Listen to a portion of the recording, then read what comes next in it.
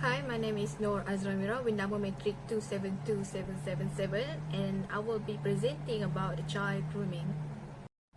So, what is child grooming?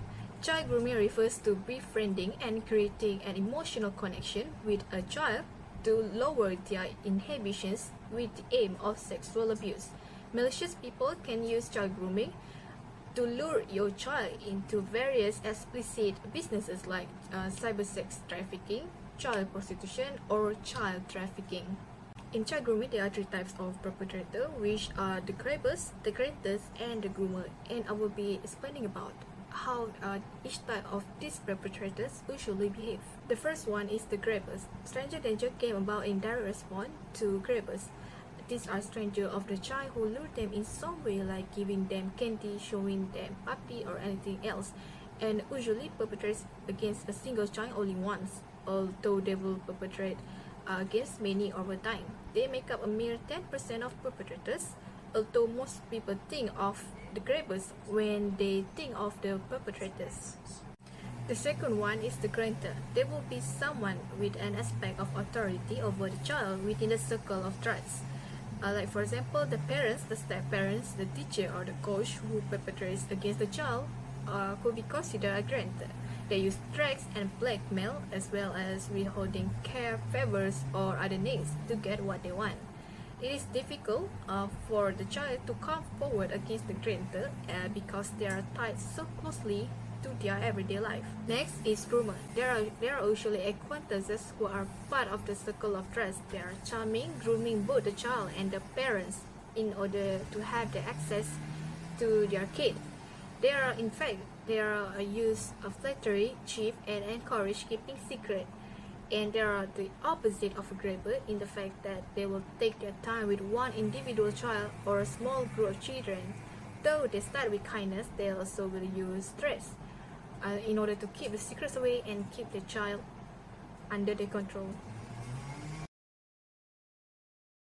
Next is differential exploitation grooming model. There are also three types of them, which are the peer-to-peer exploitation, befriending, and the party model. The first one is peer-to-peer exploitation. This kind of grooming involves exploitation by someone of similar age, either at school or from another circle of friends.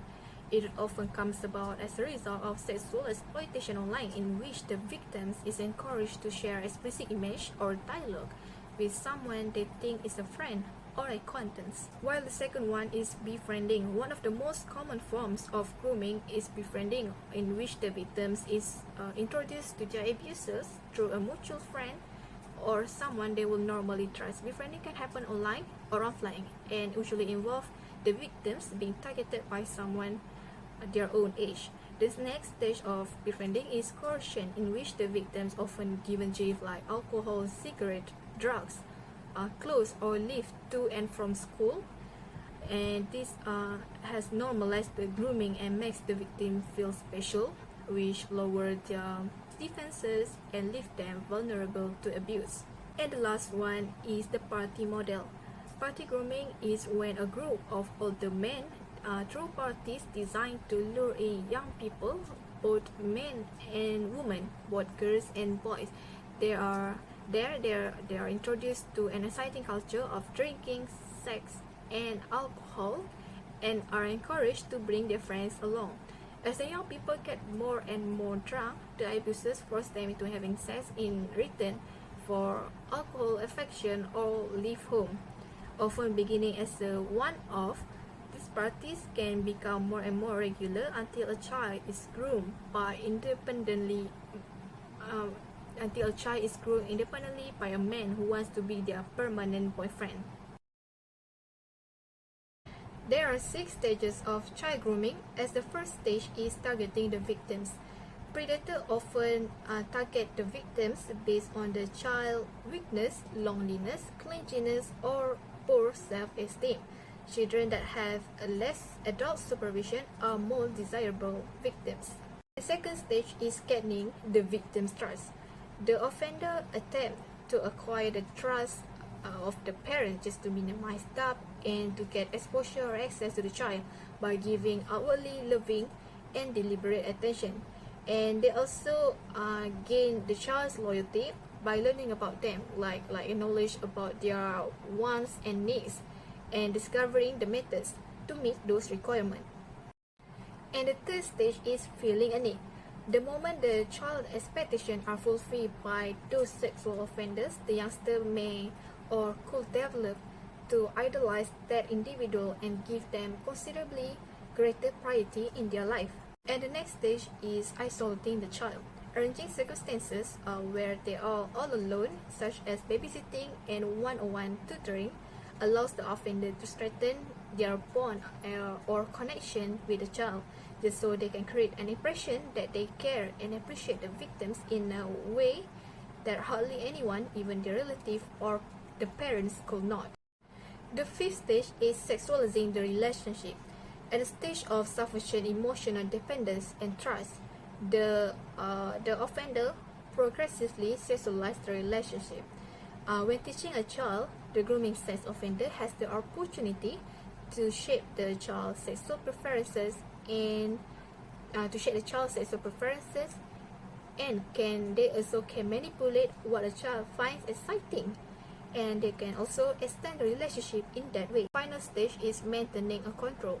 Once the sex abuse is occurring, the offenders commonly use secrecy and blame to maintain the child's continued participation and silence, and the child may feel that the loss of relationship and the consequences of exposing it will humiliate them and render them even more unwanted. Next is the legal framework in Malaysia. Section 16 of the Sexual Offences Against Children Act 2017 provides that offenders can be sentenced to punishment up to 5 years in prison or at least 2 strokes of the cane. Special Sexual Crime Court Against Children also has been set up in each state of Malaysia to hear cases involving child victims of the sexual offences. And the Royal Malaysia Police Force, or PDRM, has also took significant measures to combat the child grooming that happens in Malaysia. This is an example of child grooming that happens in Malaysia and which acts that were used to charge against them. There are several prevention that can be done by the parents or the adults that is close to the child. Like the first prevention is be involved in your child interaction with the others. It is important for you to know the adult or any other person that interacts with your child, and never leave them alone with an unfamiliar adult or teen or older teen, even if the person is somehow linked to the person you trust. The second one is talk about the consent and relationship. Even talk with your child early and often with the concept of consent and respect in romantic relationship, even if they are not yet dating. And the next one is teach your child to be assertive. Encourage your child to use their voice to express directly and respectfully express their dislike and likes, and to say yes and no. And the last one is listen and listen some more. Listening carefully to what your child want to speak show that you value, love, and respect them and their thoughts.